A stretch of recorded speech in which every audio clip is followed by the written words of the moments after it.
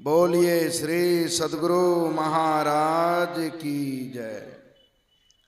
प्यारे लोगों, अभी का जो विषय है मनुष्य शरीर और उसकी उपादेयता क्या है। अभी हम लोग मर्यादा पुरुषोत्तम भगवान श्री राम का उपदेश सुने। मर्यादा पुरुषोत्तम भगवान श्री राम अपने राजत्व काल में एक धर्म सभा का आयोजन किए। उस सभा में गुरु ब्राह्मण पुरवासियों को बुलाए, आदर से बिठा करके नम्र भाव से कहने लगे, एक बार रघुनाथ बुलाए, गुरु ब्राह्मण पुरवासिन सब आए, बैठे गुरु मुनि अरु द्विज सज्जन, बोले भगत भगत भव भंजन। संसार के दुखों का नाश करने वाले वचन बोले। भगवान श्री राम ने कहा, हे प्रजाओ, बड़े भाग्य मानुष तनु पावा, सुर दुर्लभ सब ग्रंथ ही गावा। यह शरीर बड़े भाग्य से मिला है। हम लोगों की तकदीर अच्छी थी, किस्मत अच्छी थी कि परमात्मा ने इस जीव को मनुष्य का शरीर दिया है। अगर इस आत्मा पर जानवर वाला खोल चढ़ जाता, पशु कीट पतंग वाला खोल चढ़ जाता, क्या भजन कर पाते, सत्संग में बैठते? नहीं। इसलिए वह कृपालु दयालु परमात्मा कबहू की करी करुणा नर देही, देत ईश बिनु हेत स्नेही। अकारण ही स्नेह करने वाले परमपिता परमात्मा हम जीव को दयावश मनुष्य का शरीर दिया। कहते हैं इस शरीर के लिए भगवान राम कहते हैं देव दुर्लभ शरीर है। देवता भी इस शरीर के लिए तरसते हैं।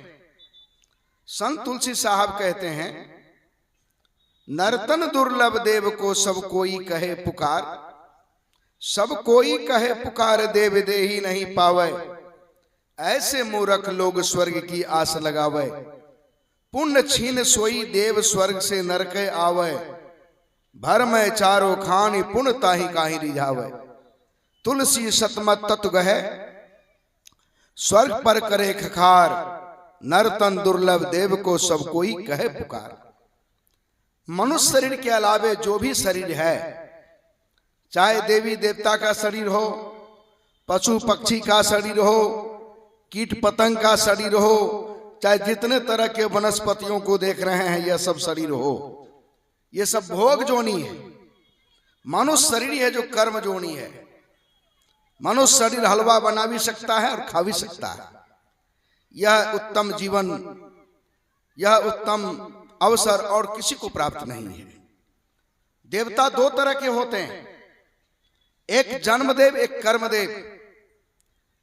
जन्मदेव देवताओं से जो वंश चलता है उसको जन्मदेव कहते हैं। कर्मदेव जो पुण्य कर्मों को करके स्वर्ग लोक जाते हैं उनको भी देवता कहते हैं।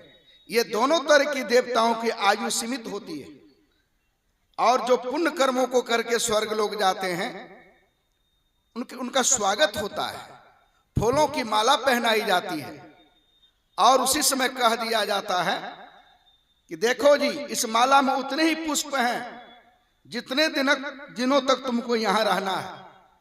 जिस दिन माला के सभी पुष्प सूख जाएंगे, तुमको स्वर्ग से निकाल करके नरक में, और नरक से निकाल करके फलाने फलाने जोन में भेज दिया जाएगा। तो वही देवता भय के मारे कांप उठते हैं, वही देवता परमात्मा से प्रार्थना करते हैं, हमको न स्वर्ग भेजिए न नरक, हमको पुनः मनुष्य का शरीर दीजिए, हम आपका भजन करेंगे। नहीं, कर्मों का भोग तो भोगना ही पड़ता है। इसलिए हमारे परमाराज गुरु महाराज कहते हैं, दुर्लभ मानुष तन करिए गुरु भजन, बिना रे भजन व्यर्थ जन्म नसावे, क्षण क्षण पल पल समय सिरावे, नर्तन दुर्लभ फिर नहीं पावे। संत कबीर साहब कहते हैं, मनुष्य शरीर को प्राप्त करके जो भजन नहीं करते, जिनकी लगन गुरु सो नाही, ते नर खर को कर सम जग में, बिरथा जन्म गमाही। कहते उस व्यक्ति का जीवन गधा कुत्ता से बेसी नहीं है जो मनुष्य शरीर को प्राप्त करके परमात्मा का भजन नहीं करते हैं, वृथा जन्म गमाई। संत तुलसी साहब कहते हैं, जिनने नर अवतार लिया न लिया, जिनके हृदय गुरु संत नहीं, उस मनुष्य का मनुष्य शरीर में जन्म लेना नहीं लेने के समान है, जो मनुष्य शरीर को प्राप्त करके परमात्मा का भजन नहीं करते हैं। ऐसे बहुत सारे संत महात्माओं का यही कहना है। एक कवि ने बड़ा अच्छा लिखा है कि जब हम लोग माता के गर्भ में थे, हम सभी लोगों ने कौल करार किया, हमको बाहर निकाल दीजिए, हम आपका भजन करेंगे। लेकिन बाहर निकलते ही क्या करने लगे, 10 मास रहे जब गर्भ में ही, तब मैं हरि से कौल किया, मैं बाहर हुए हरि भक्ति करूं, तेही कारण मोहि निकाल दिया, इत आए जगत में भूल गयो, तेही कारण लोग भयो दुखिया, कभी गंग कहे मन चेत करूं, भजु राम सिया जिन जन्म दिया। इसलिए हम लोग कौल करार करके आए, भजन करेंगे, लेकिन विषय की हवा लगते ही दिशा बदल दिए, इसलिए दुर्दशा हमारी हो रही है। मनुष्य की आज दुर्दशा जो हो रही है, क्योंकि हम लोग संत भगवंतों की बात पर ध्यान नहीं देते हैं, सुनते हैं तो पूरा पूरा चलते नहीं है, दुनियादारी पर ज्यादा ध्यान देते हैं, दुनियादारी की बातों को ज्यादा सुनते हैं और उसको तुरंत ग्रहण करते हैं। लेकिन आप संतों की बातों को जो है सुनते तो हैं, कि पूरा पूरा महत्व नहीं देते हैं, इसलिए दुर्दशा हो रही है। एक कवि ने देखा, एक युवक की दृष्टि पड़ गई, एक हाथी को महोत स्नान करवाया, सजाया, और हाथी सज करके तैयार है, राजा उस हाथी पर सवार होते। इसी बीच में हाथी क्या करता है, सड़क पर से धूल सूंड से उठाता है, अपने शरीर पर छिड़कने लगा। यह दृश्य देख करके युवक की दृष्टि पड़ी, दौड़ता हुआ कबीर साहब के पास गया। कबीर साहब से पूछा, हाथी अपने सजे सजाए शरीर पर धूल क्यों छिड़कता है? तो कबीर साहब कहते, धूल नहीं छिड़कता है, वो माथा धुनता है।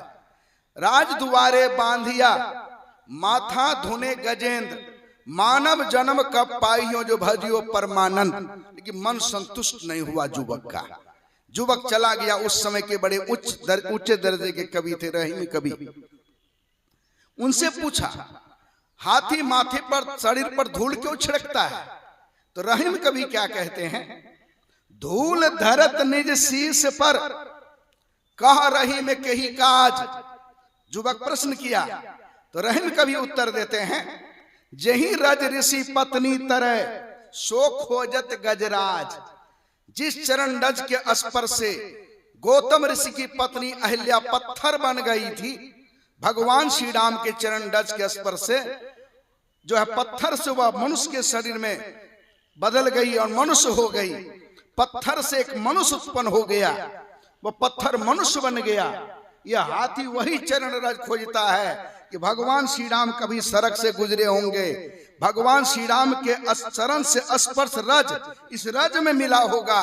मैं इस धूल को उठाकर सर पर लेता हूं, कहीं उस रज का स्पर्श मेरे शरीर से हो गया, मेरा भी शरीर बदल करके मानव का शरीर हो जाएगा, हम भी भगवान का भजन करेंगे। लेकिन हम लोगों को मिला है तो क्या कर रहे हैं, कुछ काम में, कुछ भोग में, कुछ नींद में खोया। आया समय जब मौत का तो सोच कर रोया। कुछ काम में, कुछ भोग में, कुछ नींद में खोया। आया समय जब मौत का तो सोच कर रोया। मरते समय रोते हैं। वेद में आया है, धनानी पशुओं ही गोष्ठे, नारी ग्रह द्वारे सखा स्मशाने, देश चितायांग परलोक मार्गे, धर्मानु गच्छति जीव एका। धन धनशाला में पड़ा रह जाएगा, पशु पशुशाला में बंधा रह जाएगा। घर की नारी जो अति प्यारी है, घर के द्वार तक रोएगी। बंधु बांधव कुटुंब कबीले दोस्त मित्र समाज के लोग शमशान घाट तक साथ जाएंगे। 5-6 कुंटल लकड़ी पर देह को रखकर आग लगा दी जाएगी चिता में, शरीर जल करके भस्म हो जाएगा। जरा सोचिए आपके साथ क्या जाएगा। धर्मानुगच्छति जीव एका। आपने जो जीवन काल में धर्म या अधर्म किया, पाप या पुण्य किया है, सबका संस्कार मन पर है। और जब लोग मरते हैं तो आत्मा का पार्टनर है मन, मन उसके साथ चलता है और कर्मों के मुताबिक आपको सदगति या दुर्गति आपकी होगी। तरह तरह के जोनियों में जन्म लेंगे। इन सब से अगर बचना चाहते हैं, भगवान राम कहते हैं यह शरीर मैंने किस लिए दिया है, इसको समझिए। साधन धाम मोक्ष करी द्वारा, पाई न जही परलोक समारा। यह शरीर साधन का धाम और मोक्ष का द्वार इसी में है। गुरु से जुक्ति जानिए, जान करके गुरु पर विश्वास कीजिए। आपको वह अंतर मार्गी गुरु अंतर परमात्मा तक जाने का मार्ग बताएंगे। बिना गुरु की कृपा पाए नहीं जीवन उधारा है। बिन दया संतन के में ही जानना इस राह को, हुआ नहीं होता नहीं वो होनहारा है नहीं।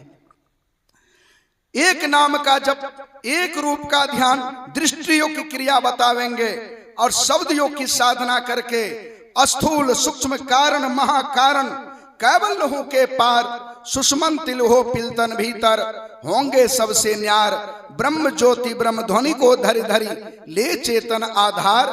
तन में पिल पांचों तन पाड़ा, जा पाओ प्रभु सार। में ही होए सकोगे, जाओगे वही पार। पार गमन ही सार भक्ति है, लो यही ही में धार। इस गूढ़ रहस्य को जान करके हर एक आदमी पाप कर्मों से बचते हुए एक आसन से देर तक बैठिए। तीनों समय ध्यान, दोनों समय सत्संग कीजिए। अगर इस सुंदर अवसर हाथ से निकल गया, कोई आपको बचाने वाला नहीं होगा। इस बात को जान लीजिए। अगर मानव जीवन का आदर आप नहीं करेंगे तो अंत समय पछताना पड़ेगा। एक प्रसंग सुनाता हूं। एक गडेरी भेड़ चढ़ाता हुआ जा रहा था। सड़क पर गड़ा हुआ एक चमकीला पत्थर दिखाई दिया। पैर के अंगूठे से पत्थर को उखाड़ने का प्रयास किया, नहीं उखाड़ सका। फिर लाठी की ठोकर से उखाड़ने का प्रयास किया, फिर भी नहीं उखाड़ सका। तो हाथ से उंगली से कुड़ेद करके उखाड़ तो लिया। उखाड़ करके पत्थर को साफ करके वह क्या किया, चमकते हुए चमकीले पत्थर को हर ही भेड़ के गले में बांध दिया और भेड़ चराने लगा। उसे होकर के जाहुरी जा रहा था। जाहुरी की दृष्टि पड़ गई, यह तो हीरा है। हीरा नहीं, ये तो कोहिनूर हीरा है।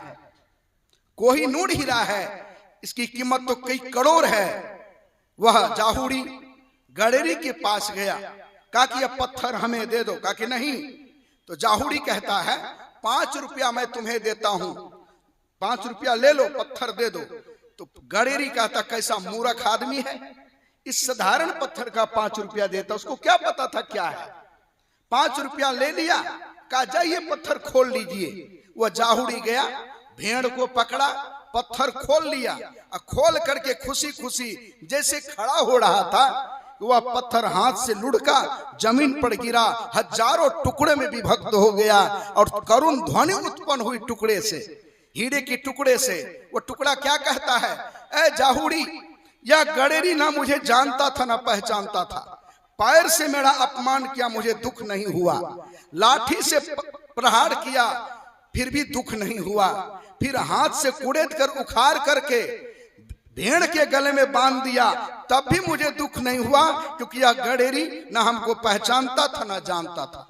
तुम तो जानता था भी पहचानता था कि मेरी कीमत करोड़ों है, फिर भी तुम जान पहचान करके मेरी कीमत 5 रुपया लगाया। इस दुख को, दर्द को मैं सह न सका, इसलिए हजारों टुकड़ों में विभक्त हो गया।